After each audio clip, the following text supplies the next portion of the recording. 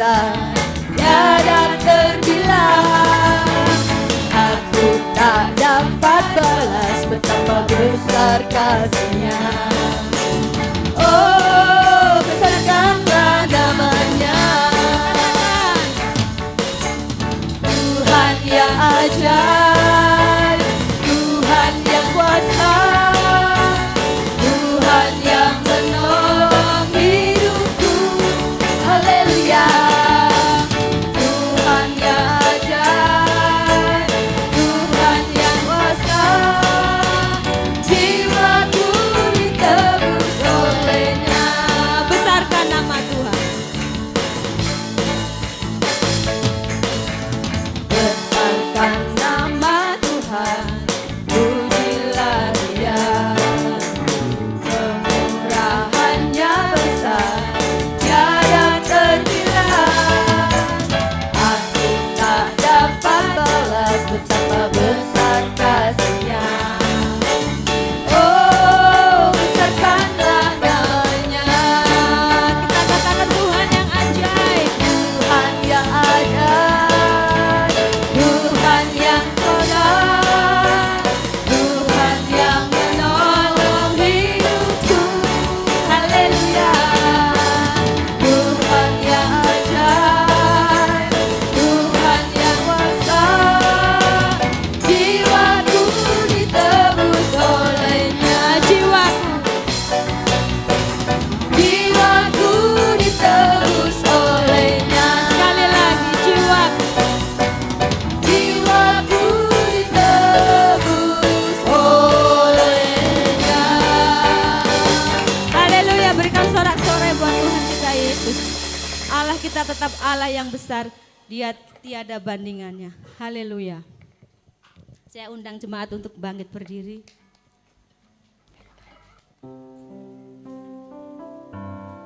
Kau terbesar dan mulia, ajaib semua perbuatanmu.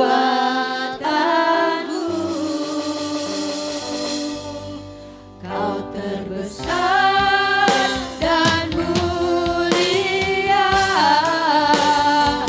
biarlah semua memujimu. Berikan sorak-sorai buat Tuhan.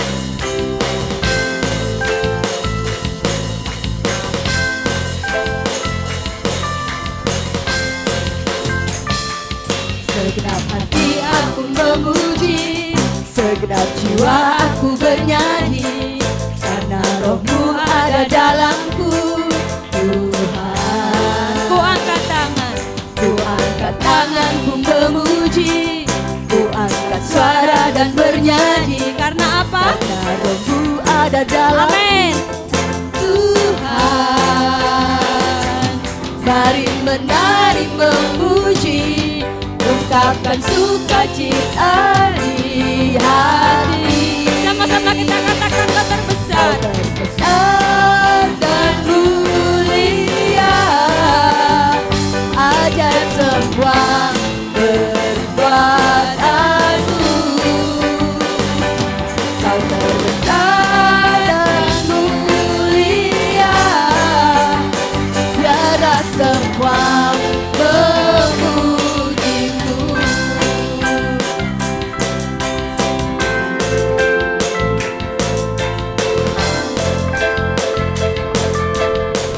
Dengan segenap hati kita angkat pujian. Segenap hati aku memuji, segenap jiwa aku bernyanyi, karena Roh-Mu Tuhan, Roh-Mu ada dalamku.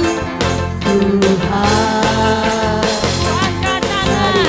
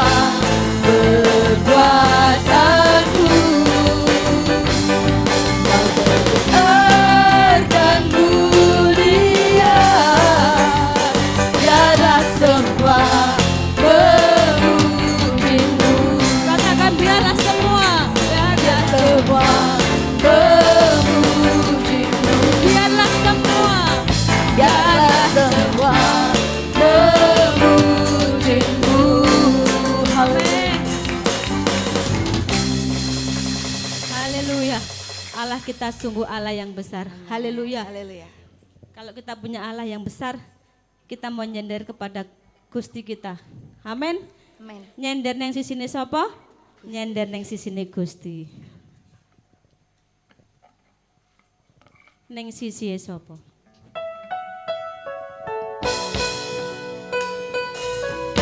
Kita bebaskan roh kita untuk memuji dan menyembah Tuhan. Neng sisi sapa? Neng sisi sapa? Neng sisi sapa? Nenderke atiku, nenderke uripku. Neng sisi sapa? Neng sisi Gusti, neng sisi Gusti, neng sisi Gusti. Nenderke atiku, nenderke uripku. Neng sisi Gusti. Pasrahno, pasrahno atimu, pasrahno uripku. Lan ojo sumende marang pangertenmu dhewe. Salahku lakuku ngakono Gustimu. Lan ojo sumende marang pangertenmu dhewe. Sisi sapa? Hey, neng sisi sapa? Hey, neng sisi sapa? Mulai berjoget. Nenderke atiku, nenderke uripku. Neng sisi sapa? Neng sisi Gusti, neng sisi Gusti. Hey, neng sisi Gusti. Hey, neng sisi Gusti. Amin. Nenderke atiku, nenderke uripku. Neng sisi Gusti. Pasrahno uripku, pasrahno atimu, pasrahno uripku. Lan ojo sumende marang pangertenmu dhewe. Salahku lakuku ngakono Gustimu. Lan ojo sumende marang pangertenmu dhewe. Katakan pasrahno, pasrahno atimu, pasrahno uripku. Lan ojo sumende marang pangertenmu dhewe. Salahku lakuku ngakono Gustimu. Lan ojo sumende marang pangertenmu dhewe. Lan ojo sumende, lan ojo sumende marang pangertenmu dhewe. Lan ojo sumende, lan ojo sumende marang pangertenmu dhewe. Haleluya. Kak enak tahu artinya? Jangan bersandar kepada pengertianmu sendiri. Haleluya. Saya silakan bagi Bapak Ibu Saudara yang ingin menyaksikan cinta kasih Tuhan. Silakan duduk Bapak Ibu. Monggo.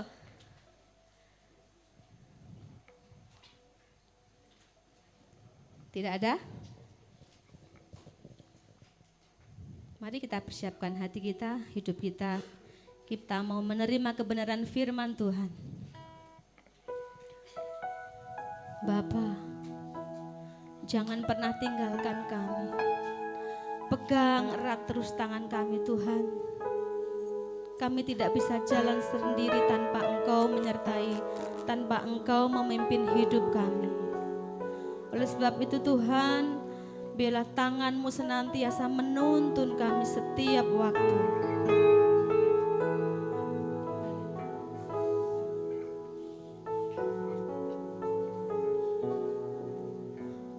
Hidup karena anugerah-Mu,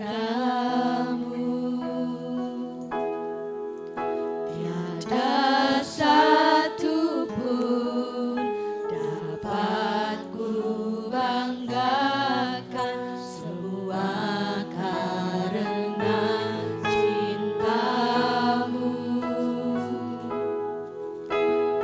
Ini hidupku, pimpin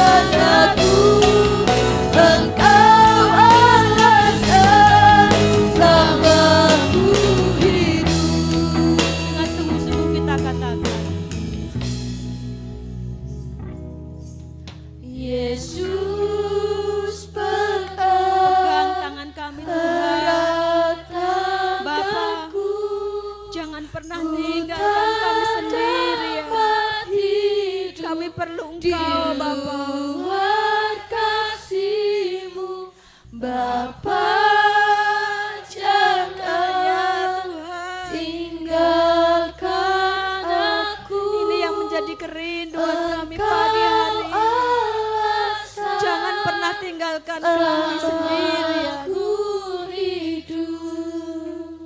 Dengan lebih sungguh-sungguh. Yesus pegang. Ini yang menjadi doa kita semua pagi hari ini. Ku tak dapat hidup di luar kasih-Mu, Bapa. Jangan tinggalkan aku, Engkau alasan selamatku. Yes, katakan Yesus.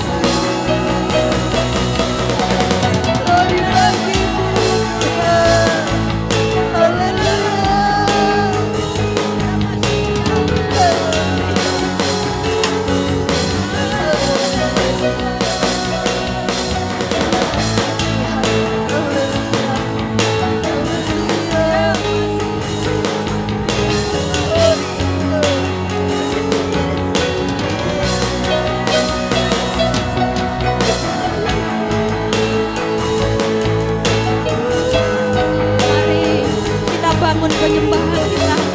Kita mau senangkan Tuhan dengan penyembahan kita. Berikan waktumu pagi hari ini. Senangkan hati Tuhan. Haleluya.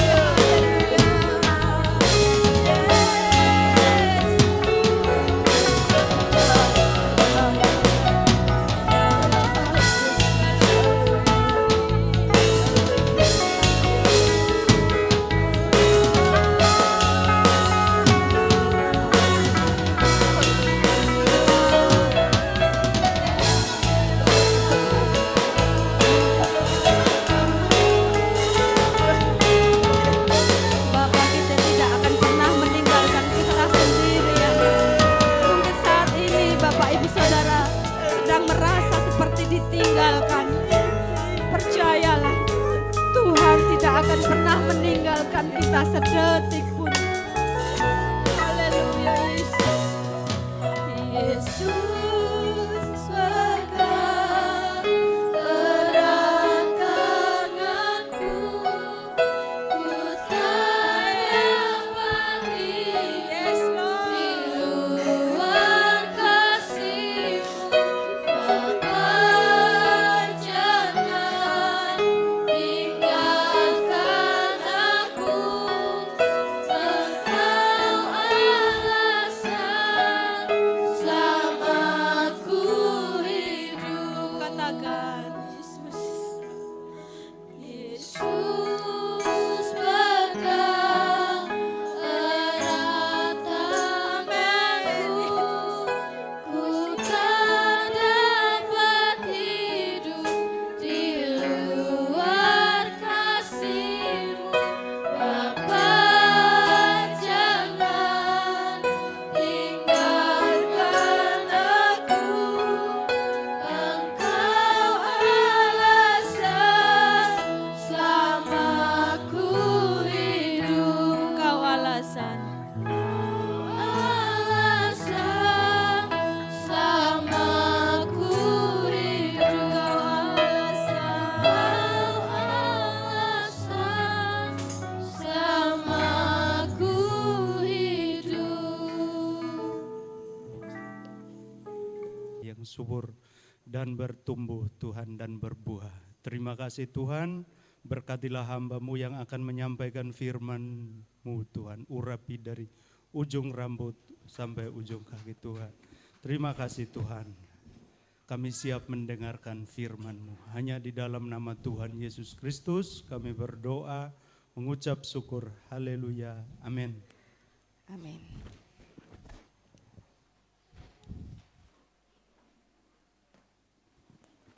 Puji nama Tuhan, ada haleluya. Saya melihat wajah-wajah sini semuanya wajah-wajah yang penuh sukacita, amin. Pagi hari ini saya akan membawakan kebenaran firman Tuhan. Saya berikan tema 3B, berdiam, berbenah, dan berbuah. Baik, next. Bapak Ibu Saudara, ini ayat pokok kita. Kita mengawalinya membaca bersama-sama dengan bangkit berdiri. Mari kita sama-sama bangkit berdiri. Kita buka dalam Yohanes pasal yang ke-15 ayat yang ke-5. Boleh dibuka dalam Alkitabnya. Yohanes 15 ayat yang ke-5. Yang sudah katakan haleluya. Puji nama Tuhan. Kita baca dalam hitungan yang ketiga. 1, 2, 3. Akulah pokok anggur dan kamulah ranting-rantingnya. Barang siapa tinggal di dalam aku dan aku di dalam dia, ia berbuah banyak. Sebab di luar aku kamu tidak dapat berbuat apa-apa. Amin. Silakan duduk. Bapak Ibu Saudara, pujian tadi mengatakan apa? Yesus pegang erat tanganku, ku tak dapat hidup di luar kasih-Mu. Lihat ayat ini. Di luar aku kamu tidak dapat berbuat apa-apa. Di luar Yesus nggak ada apapun yang bisa kita berbuat. Amin. Next berikutnya. Ini siapa di sini yang nggak suka anggur? Yang nggak suka aja yang angkat tangan. Nggak suka? Oke. Sudah ada lagi? Kebanyakan mayoritas orang suka ya anggur ya. Dan harganya juga pricey ya, mahal dibanding buah-buah yang lainnya. Anggur ini tanaman merambat. Pernah lihat pohon anggur? Pernah ya, tanaman merambat bisa dikonsumsi langsung buahnya, bisa diolah jadi minuman. Minuman anggur, wine, bisa lagi diolah lagi jadi yang sering kita makan apa yang keriput-keriput kisut? Kismis. Kismis itu anggur yang dikeringkan. Nah, Bapak Ibu Saudara, anggur ini kaya akan manfaat. Makanya harganya juga mahal, punya manfaat-manfaat antioksidan, bisa menangkal radikal bebas, menghambat sel kanker, banyak kegunaannya. Dan dibudayakan 4.000 tahun sebelum Masehi sudah dibudidayakan. Jadi ini usianya nih dari zaman dahulu, sebelum Masehi itu sebelum Yesus lahir. 4.000 tahun sebelum Yesus lahir itu sudah dibudidayakan. Tapi pengolahan jadi minuman anggur itu pertama kali bangsa Mesir di tahun 2500 sebelum Masehi. Bangsa Mesir yang pertama kali mengolah. Saya baca pohon anggur ini ternyata nggak gampang buat dirawat. Nggak sembarangan kayak kita misalnya apa ya yang gampang ditanam apa? Cabai gampang nggak? Gampang ya. Tapi anggur ini berbeda. Harus medianya, tanahnya itu mengandung pasir, lempung, zat hara, harus gembur. Dikatakan lagi harus ditanam di dataran rendah, nggak sembarangan tempatnya. Harus banyak dapat sinar matahari, curah hujannya harus yang sedikit. Ternyata tidak gampang. Bahkan ranting-rantingnya ini harus sering dipangkas biar bisa berbuah baik. Ternyata tidak gampang. Next berikutnya. Ternyata anggur itu banyak sekali ditulis di Alkitab menjadi gambaran-gambaran. Bapak Ibu Saudara sering nggak mendengar ayat ada menggunakan kata anggur atau pohon anggur? Banyak ya. Yang saya catat di sini yang pertama, gambaran anggur dalam Alkitab. Dalam Kidung Agung 4 ayat 10. Ditulis oleh siapa Kidung Agung? Raja Salomo. Dikatakan, betapa nikmat kasihmu Dinda, pengantinku. Jauh lebih nikmat cintamu daripada anggur. Dan lebih harum bau minyakmu daripada segala macam rempah. Jadi anggur ini, kesegaran dan manisnya anggur digunakan oleh Raja Salomo untuk mengungkapkan pujiannya kepada pengantin wanitanya. Jauh lebih nikmat cintamu daripada anggur. Ini gambaran anggur yang pertama. Yang kedua berikutnya, anggur juga melambangkan sukacita dan berkat Tuhan. Anggur baru tercurah. Ya, ini dalam perjanjian lama itu memang tanda berkat Tuhan, tanda kemakmuran dari Tuhan. Dalam Mazmur 104 ayat 15, boleh kalau mau dibuka, anggur disebut sebagai sesuatu yang menyenangkan hati manusia. Dan dalam Yoel 3 ayat 18, di sini Nabi Yoel mengatakan anggur itu adalah salah satu berkat yang Tuhan berikan kepada bangsa Israel. Jadi anggur tadi, yang pertama melambangkan tadi mengungkapkan manisnya anggur itu seperti cintanya. Cinta seseorang mempelai laki-laki kepada mempelai wanita. Yang kedua melambangkan sukacita dan berkat Tuhan. Tapi lihat yang ketiga berikutnya, anggur juga melambangkan penghukuman dan murka Allah. Bapak Ibu Saudara, tadi di Yoel juga dikatakan sukacita, di Yoel 3:13 juga Nabi Yoel membandingkan penghukuman Allah yang akan datang terhadap orang fasik bagaikan anggur yang diinjak-injak. Bahkan dalam Wahyu 14 dikatakan anggur yang diperas dalam kilangan besar murka Allah. Ini menggambarkan penghukuman yang akan datang atas kejahatan. Dan yang berikutnya yang tidak asing buat kita, anggur melambangkan perjanjian baru dalam darah Kristus. Setiap awal bulan kita menerima perjamuan kudus, kita mendapatkan anggur dan roti. Anggur melambangkan darah Kristus, roti menggambarkan tubuh Kristus. Karena dalam perjamuan terakhir sebelum Yesus ditangkap dan disalib, Tuhan Yesus menggunakan anggur untuk melambangkan darahnya yang dicurahkan untuk pengampunan dosa kita semua. Tapi pada pagi hari ini yang saya mau bahas berikutnya, anggur sebagai simbol buah rohani dan kehidupan rohani. Bapak Ibu Saudara, gambarnya jelas. Ini digambarkan sebagai, ini saya dapat gambar dari gereja Katolik. Mereka menggambarkan Yesus itu sebagai pokok anggur. Kemudian dalam ranting-ranting ini ada murid-muridnya Yesus. Kalau kita baca lengkap, dalam Yohanes 15 ayat 1-8, tadi kita hanya baca sepenggal ayat 5. Kalau kita baca dari ayat 1-8, Tuhan Yesus dengan detail dan teliti menggambarkan dirinya dan kita ini sebagai ranting-rantingnya. Anggur ini melambangkan kehidupan rohani kita. Hubungan kita yang hidup dengan Tuhan. Lihat ya, hubungan yang hidup, bukan hubungan yang mati. Pohon itu berbicara tentang kehidupan. Dan buah anggur yang kita hasilkan, ranting-ranting Tuhan ini, itu adalah perbuatan baik kita sebagai orang percaya. Baik, kita lanjut. Ini ayatnya, Yohanes 15 ayat 1-8. Saya mau Bapak Ibu Saudara nanti malam, biar firman ini tidak berlalu begitu saja, biar firman ini tertanam dalam hati kita, kita malam kita baca kembali. Kita mau ingat firman Tuhan pagi hari ini, kita baca dari ayat 1-8 biar kita memahami siapakah kita ini, apa maunya Tuhan dalam hidup kita sebagai ranting-rantingnya Tuhan. Next berikutnya, melalui pembacaan ini berikutnya lagi, dalam Yohanes 15 ayat 1-8, kayaknya kita harus baca ya biar bisa dapat menyimpulkan ya. Baca aja ya, pria wanita bergantian, oke? Oke, pria dulu ayat yang pertama, ayat kedua wanita, ayat ke-8 sama-sama. 1, 2, 3. 2. Tiap ranting padaku yang tidak berbuah dipotongnya, dan setiap ranting yang berbuah dibersihkannya, supaya ia lebih banyak berbuah. 3.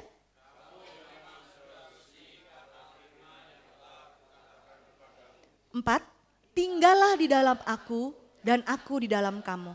Sama seperti ranting tidak dapat berbuah bagi dirinya sendiri kalau ia tidak tinggal pada pokok anggur. Demikian juga kamu tidak berbuah jikalau kamu tidak tinggal di dalam aku. 5.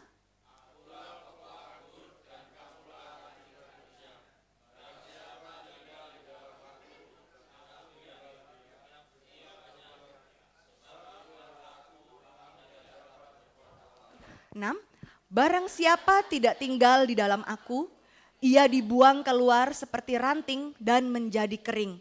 Kemudian dikumpulkan orang dan dicampakkan ke dalam api, lalu dibakar. 7.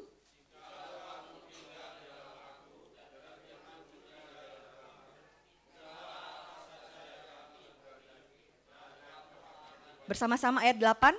Dalam hal inilah Bapakku dipermuliakan, yaitu jika kamu berbuah banyak, dan dengan demikian kamu adalah murid-muridku. Amin. Bapak Ibu Saudara, kita baca sekilas, kita bisa nggak menyimpulkan dari ayat 1-8 ini, sebenarnya itu ada 3 hal utama yang Tuhan ingin ajarkan dalam hidup kita. 3 hal utama ini yang menjadi tema saya tadi, berdiam, berbenah, dan berbuah. Kita bahas yang pertama, berdiam. Saya berikan judul berdiam biar gampang kita ingatnya 3B. Berdiam di sini maksudnya tinggal dalam Tuhan. Bapak Ibu Saudara lihat Alkitab lagi.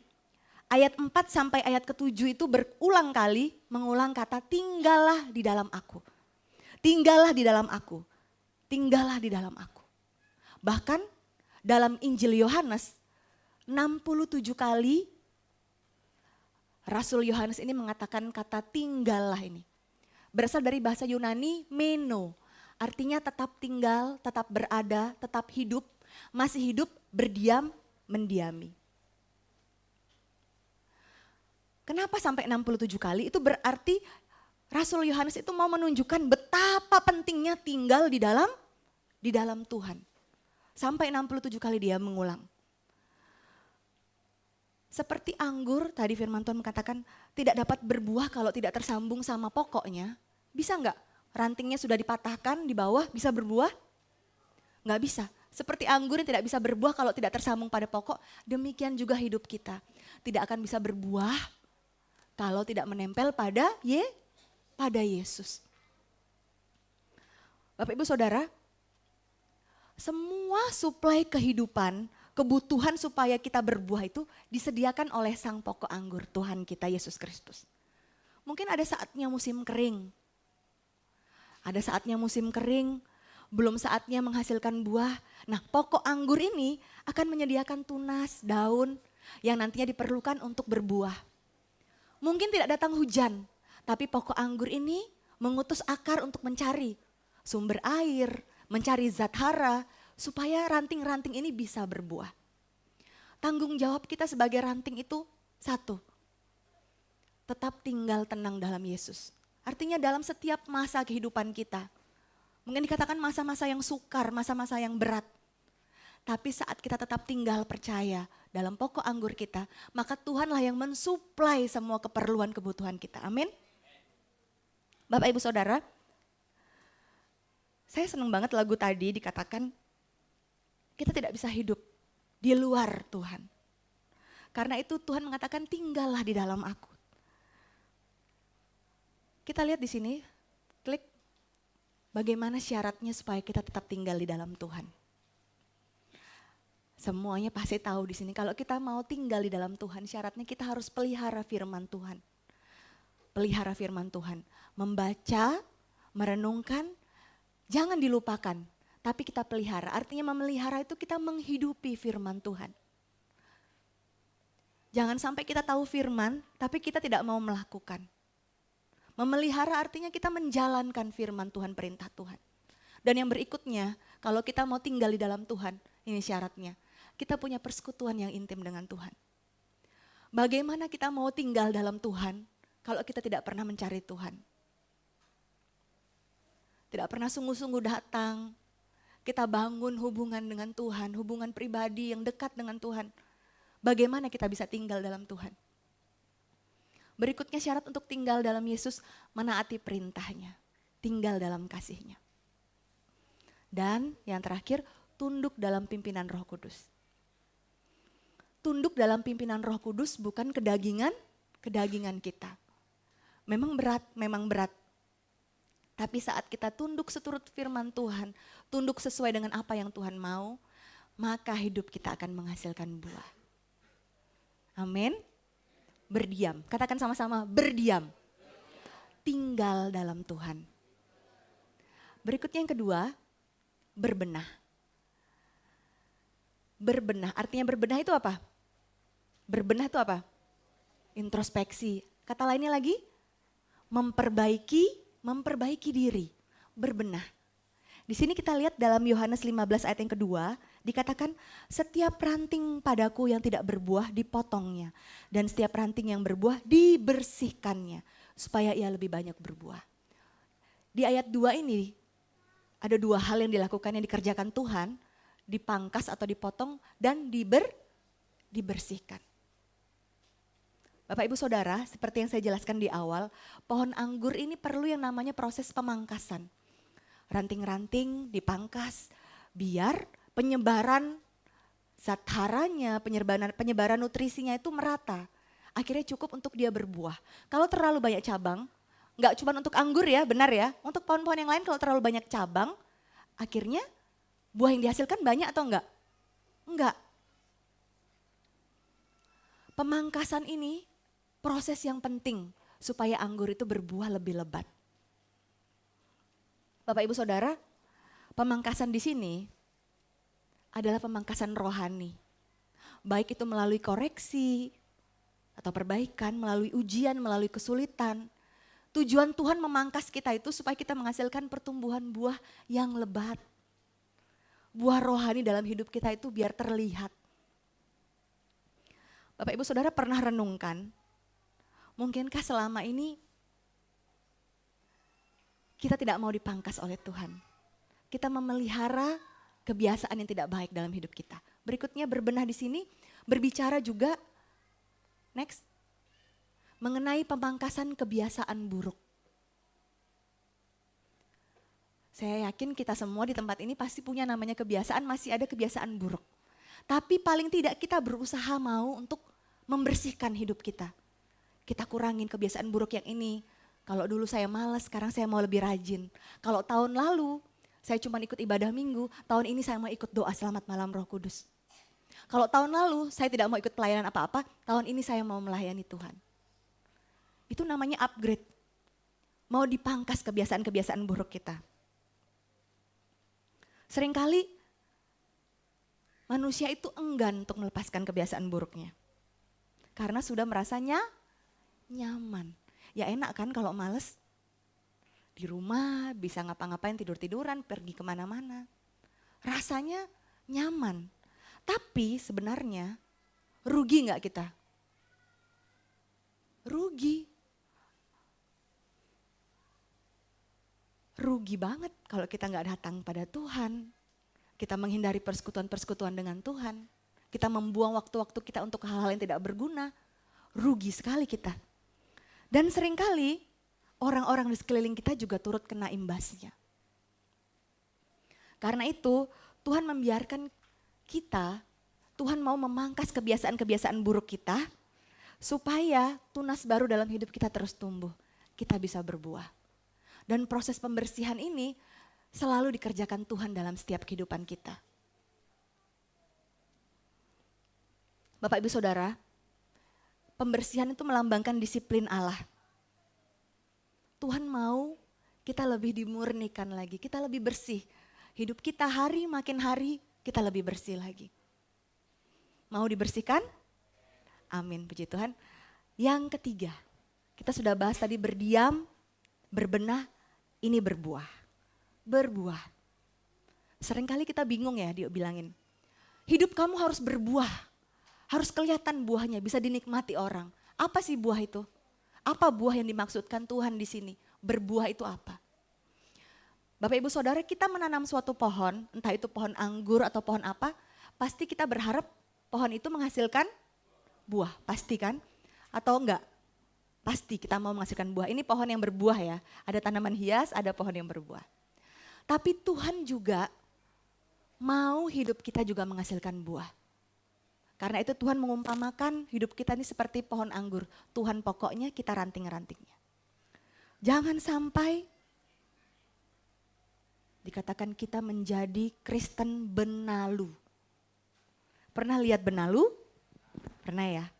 Udah pohonnya bagus-bagus, ada benalu melilit-lilit. Bikin kotor, biasanya kan kelihatannya gak cantik lagi pohonnya. Dan lebih parahnya lagi benalu itu bukan hanya tidak sedap dipandang mata, tapi dia juga nempel mengambil nutrisi-nutrisi pohon itu. Artinya orang Kristen tipe benalu ini orang Kristen yang egois. Mau minta nutrisi dari Tuhan, berkat-berkat dari Tuhan, tapi tidak mau menghasilkan buah. Jangan sampai kita dikatakan Kristen benalu Bapak Ibu Saudara. Setiap hari minta Tuhan berkati saya, Tuhan saya ini, saya itu, saya itu. Tapi hidupnya gak pernah menghasilkan buah. Lebih kasar lagi dikatakan Kristen parasit. Parasit. Cuman menempel tapi gak tinggal di dalam Tuhan. Karena itu firman hari ini kita mengajarkan kita terus berdiam. Kita berbenah mau memperbaiki diri. Dan kita harus berbuah. Ini harga mati, harus berbuah. Bahkan Bapak Ibu Saudara tahu bukan cuma berbuah, buah kita harus buah yang baik. Kita buka sama-sama dalam Yesaya 5, Yesaya habis Kidung Agung, Yesaya 5 ayat 2 sampai 6. Ngeri Bapak Ibu Saudara. Sudah dituntut berbuah, buahnya harus buah yang baik. Yesaya 5 ayat 2 sampai 6. Saya akan bacakan demikian firman Tuhan. Ia mencangkulnya dan membuang batu-batunya dan menanaminya dengan pokok anggur pilihan. Ia mendirikan sebuah menara jaga di tengah-tengahnya dan menggali lubang tempat memeras anggur. Lalu dinantinya supaya kebun itu menghasilkan buah anggur yang baik. Lihat, tetapi yang dihasilkannya ialah buah anggur yang masam. Kita baca lagi ayat 3. Maka sekarang hai penduduk Yerusalem dan orang Yehuda, adililah antara aku dan kebun anggurku itu. Apakah lagi yang harus diperbuat untuk kebun anggurku itu yang belum keperbuat kepadanya? Aku menanti supaya dihasilkannya buah anggur yang baik, mengapa yang dihasilkannya hanya buah anggur yang asam?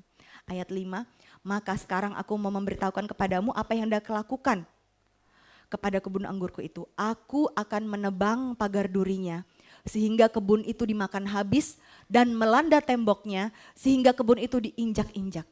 Aku akan membuatnya ditumbuhi semak-semak, tidak dirantingi dan tidak disiangi. Sehingga tumbuh putri malu dan rumput, aku akan memerintahkan awan-awan supaya jangan diturunkannya hujan ke atasnya. Gimana Bapak Ibu Saudara, serem gak bacanya? Sudah berbuah tapi buahnya tidak sesuai harapan. Buahnya masam, buahnya gak baik, buahnya gak benar.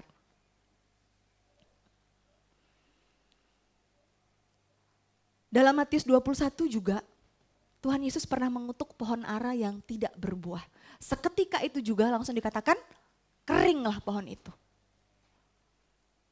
Jangan sampai demikian dalam kehidupan kita. Matius 7 ayat 20 mengatakan, jadi dari buahnya lah kamu akan mengenal mereka. Semua orang dikenal karena perbuatannya. Kita semua mengatakan saya adalah pengikut Kristus. Tapi apakah perbuatan kita seperti pengikut Kristus? Kalau kita mengikut Kristus, pasti harusnya kita perbuatannya seperti Kristus. Tapi kalau sebaliknya, pantas gak kita dibilang pengikut Kristus?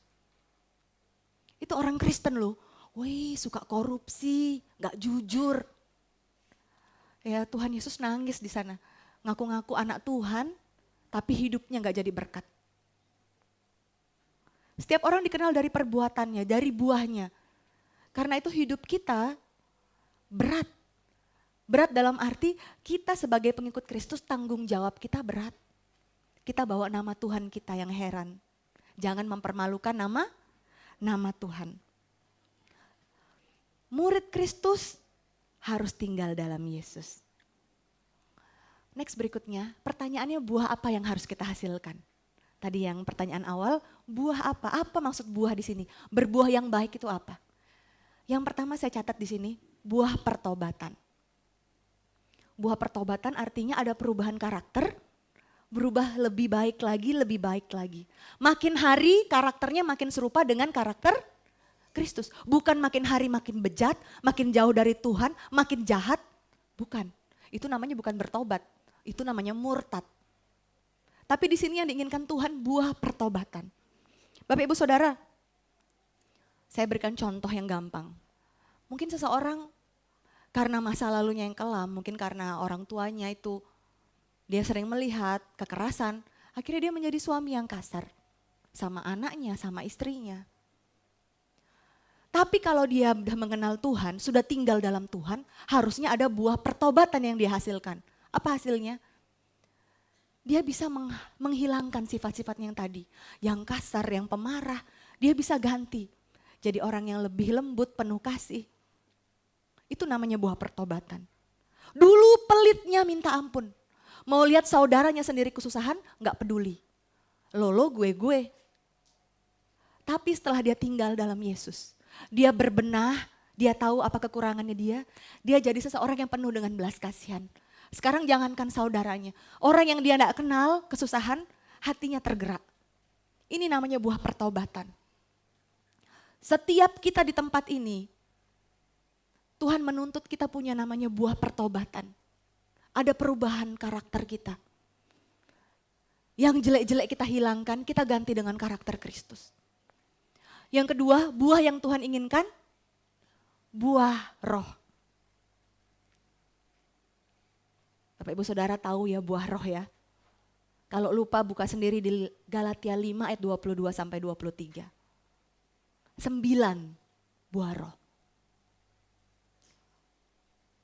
Mungkin terasa sulit kita melakukan buah roh, tapi dengan pimpinan Roh Kudus Allah yang memampukan kita.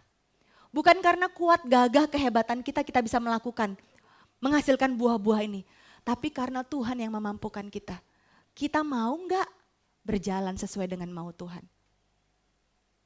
Kasih, sukacita, damai, sejahtera, kesabaran.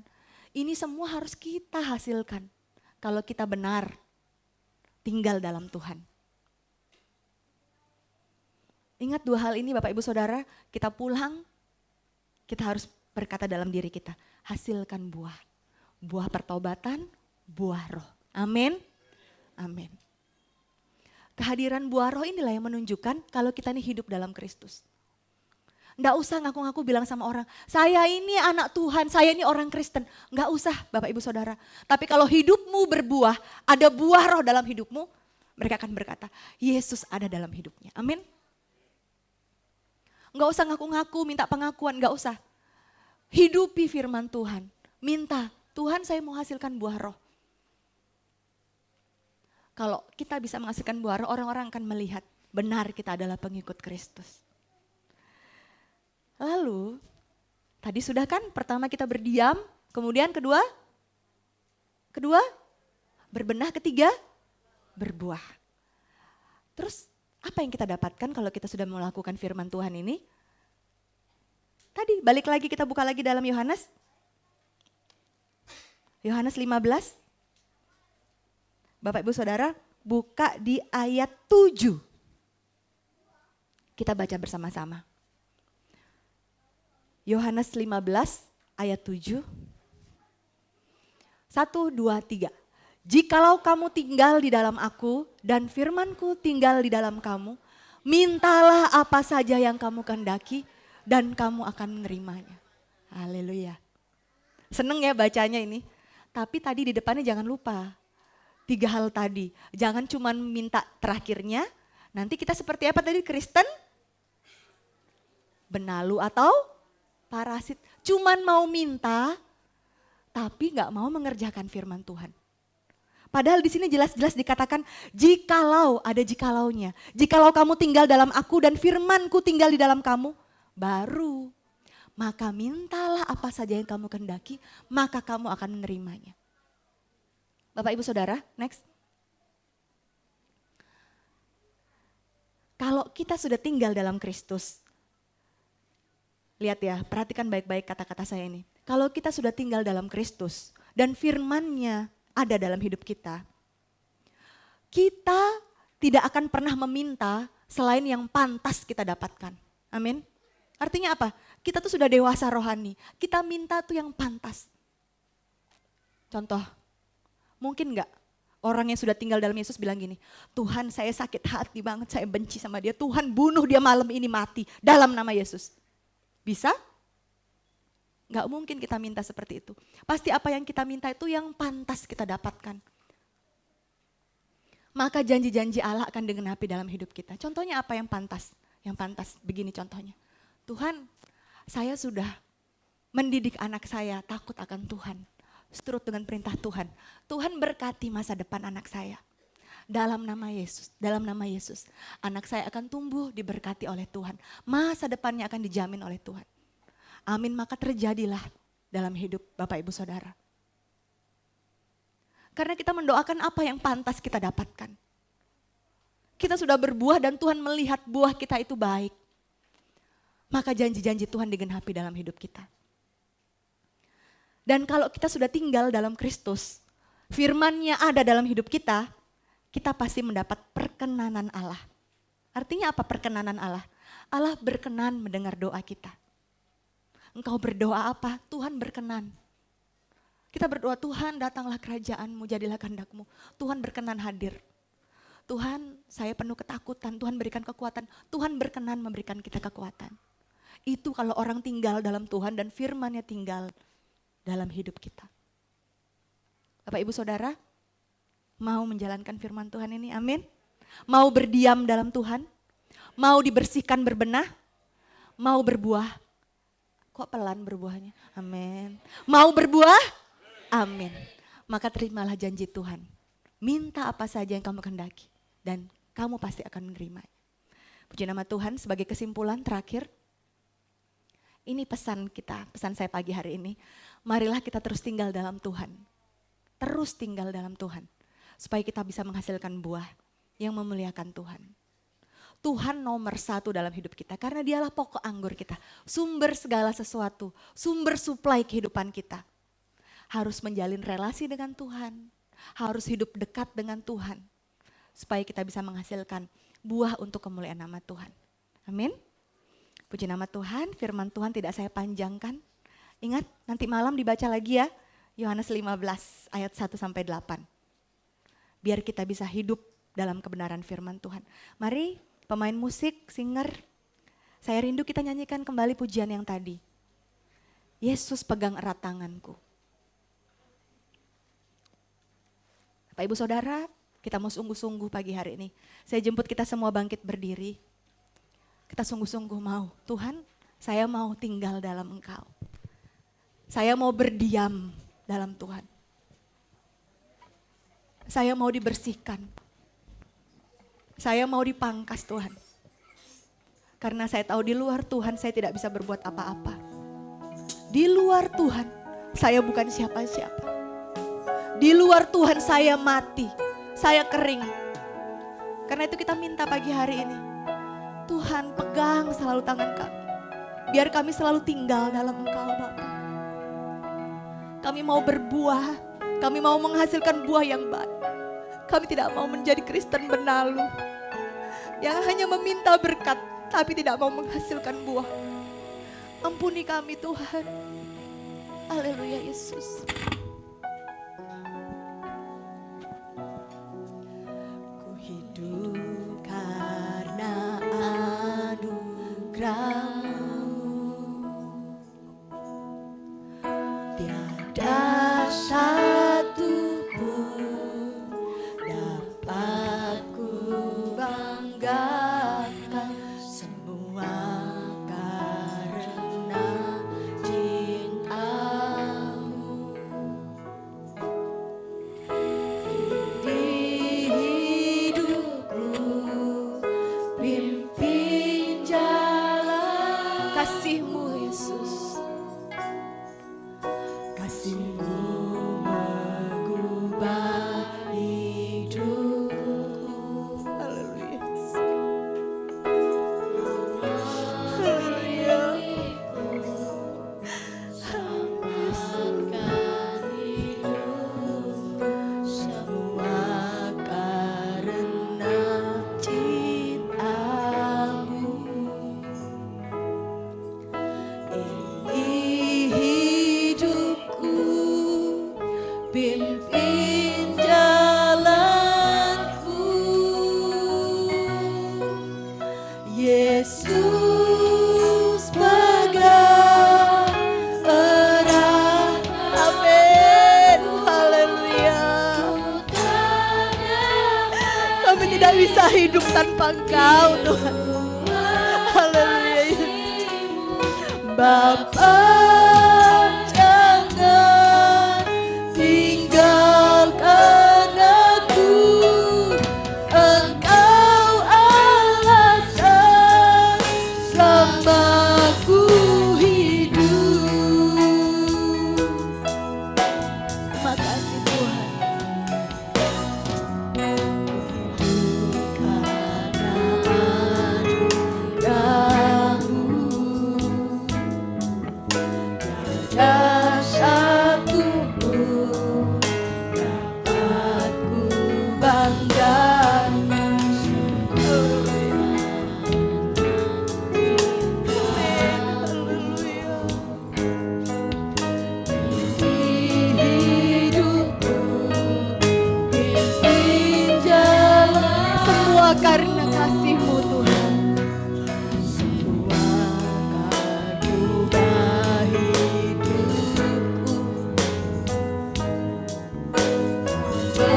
Pemilikku, selamatkan hidupku.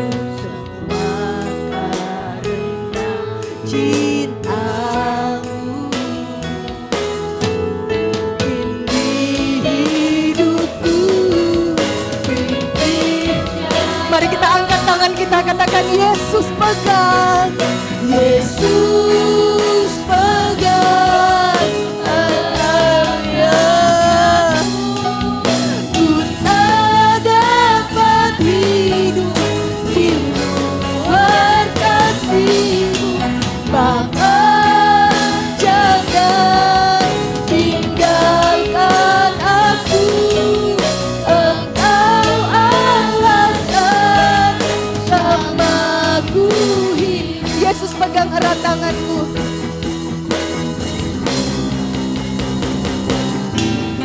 Yesus pegang erat tanganku.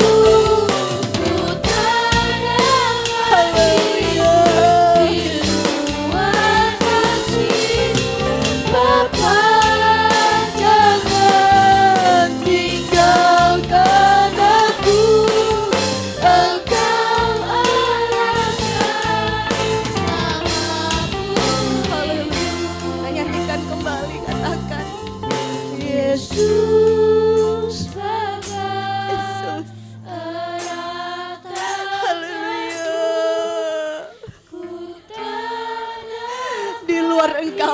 gak dapat berbuat apa-apa Tuhan. Haleluya. Bapa, jangan tinggalkan aku. Engkau haleluya. Haleluya. Yesus pegang ajaib Tuhan. Haleluya.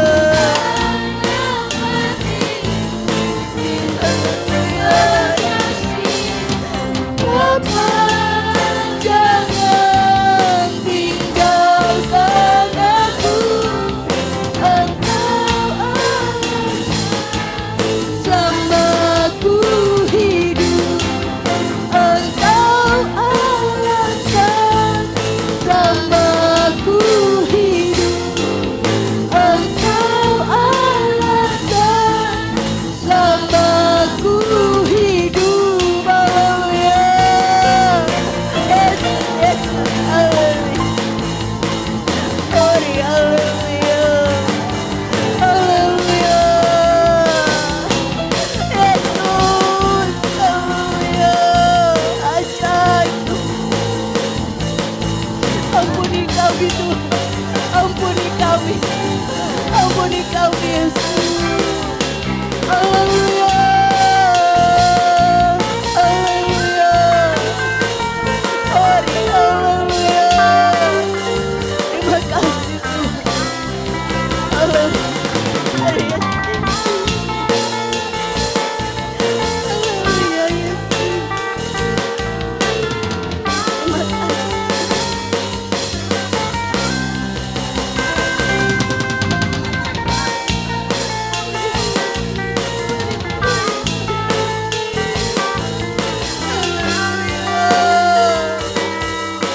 Terima kasih Tuhan.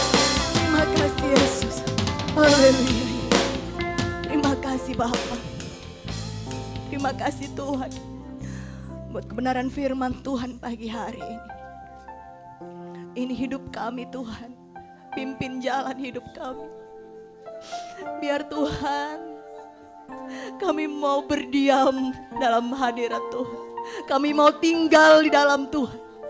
Kami mau dipangkas, mau dibersihkan oleh Tuhan. Bahkan Tuhan kami mau menghasilkan buah. Baik itu buah pertobatan, baik buah roh. Biarlah kami hasilkan buah yang baik bagimu Bapa. Kami percaya Tuhan Yesus. Saat kami telah melakukan firman Tuhan, bahkan sebelum kami meminta, Tuhan tahu apa yang menjadi keperluan kami. Tuhan mengerti isi hati kami Bapa. Biarlah Tuhan hidup kami Bapa seturut kehendak Tuhan. Kami mendapatkan apa yang pantas kami doakan. Terima kasih Bapa kami yang baik, materaikan kebenaran firman Tuhan dalam hidup kami. Kami mau menjadi pelaku-pelaku firman-Mu Bapa. Memberkati setiap jemaat Tuhan. Menjadi pengikut Kristus yang setia. Ada Yesus dalam hidup mereka. Terima kasih Bapa kami yang baik, terima kasih. Sebentar kami akan memberikan korban persembahan. Biar korban kami berikan dengan hati yang penuh dengan sukacita. Dalam nama Tuhan Yesus, haleluya, amin.